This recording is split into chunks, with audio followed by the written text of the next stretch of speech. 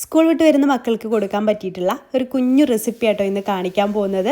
കഴിക്കാൻ നല്ല ടേസ്റ്റ്, നല്ല ക്രിസ്പി ആയിട്ടുള്ള ഒരു ഐറ്റമാണ് കേട്ടോ. അപ്പോൾ ഇത് തയ്യാറാക്കിയെടുക്കുന്നത് നമ്മൾ അവിൽ വെച്ചിട്ടാണ്. അപ്പോൾ നമുക്കൊരു പാൻ വെക്കുക, അതിലേക്ക് 2 ടീസ്പൂൺ നെയ്യ് ഒഴിച്ച് കൊടുക്കുക. നെയ്യിൻ്റെ ഫ്ലേവറൊക്കെ എത്രത്തോളം വേണം അത് നിങ്ങളുടെ ഇഷ്ടത്തിനനുസരിച്ച് ചേർത്ത് കൊടുക്കുക കേട്ടോ. ഞാൻ 2 ടീസ്പൂണാണ് ഇട്ട് കൊടുത്തിട്ടുള്ളത്. അതിലേക്ക് കുറച്ച് അണ്ടിപ്പരിപ്പൊന്നും ഇട്ട് കൊടുക്കുന്നത്, നമുക്ക് ഇഷ്ടമുള്ള നട്ട്സൊക്കെ ഇട്ട് കൊടുക്കുക, ഏതാണോ കയ്യിലുള്ളത്. അതില്ലെങ്കിലും കുഴപ്പമൊന്നുമില്ല കേട്ടോ. ഇനി നമുക്കിതിലേക്ക് നമ്മുടെ സാധാരണ ബ്രൗൺ കളറിലുള്ള അവിലുണ്ടല്ലോ, അതൊരു 3 കപ്പായിട്ട് ഞാൻ എടുത്തിട്ടുള്ളത്. അത് ഇതിലേക്ക് ഇട്ടിട്ട് ചെറിയ തീയിലിട്ട് നന്നായിട്ട് റോസ്റ്റ് ചെയ്തെടുക്കുക. നല്ല ക്രിസ്പി ആയിട്ട് വരും കേട്ടോ.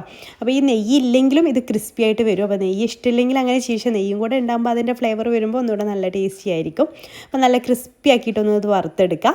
അപ്പോൾ നല്ല ക്രിസ്പി ആയിട്ട് ഇപ്പോൾ വന്നിട്ടുണ്ട് കേട്ടോ. ഇങ്ങനെ ചെക്ക് ചെയ്താൽ മതി. ഇനി നമുക്ക് ഫ്ലെയിം ഓഫ് ചെയ്തതിന് ശേഷം അതിലേക്കൊരു 3 ടേബിൾ സ്പൂൺ പഞ്ചസാര ചേർക്കുന്നുണ്ട്. അതും നമ്മുടെ മധുരത്തിനനുസരിച്ച് ചേർത്ത് കൊടുത്താൽ മതി. നമ്മൾ ആ ഫ്ലെയിം ഓഫ് ചെയ്ത് ഉടനെ തന്നെ പഞ്ചസാര ചേർക്കണേ. ആ ഒരു ചൂടിൽ തന്നെ പഞ്ചസാര ചേർക്കണം. കാരണം ആ ഒരു പഞ്ചസാര മെൽറ്റായിട്ട് ഒന്ന് കാരമലായിട്ട് വരണം. അപ്പോൾ കണ്ടോ, ഇതിൻ്റെയൊക്കെ കളറ് ചേഞ്ചായി വന്നത് കണ്ടോ. അപ്പോൾ അവില് നന്നായിട്ട് കോട്ടായിട്ട് വരണം. അപ്പോൾ കഴിക്കുമ്പോൾ നല്ല ടേസ്റ്റാണ് കേട്ടോ. അപ്പോൾ ഇതുപോലെ എല്ലാ അവിലിൻ്റെ ഓരോ തരിയിലും ആ പഞ്ചസാര നന്നായിട്ട് തന്നെ കോട്ടായിട്ട് വന്നിട്ടുണ്ട്.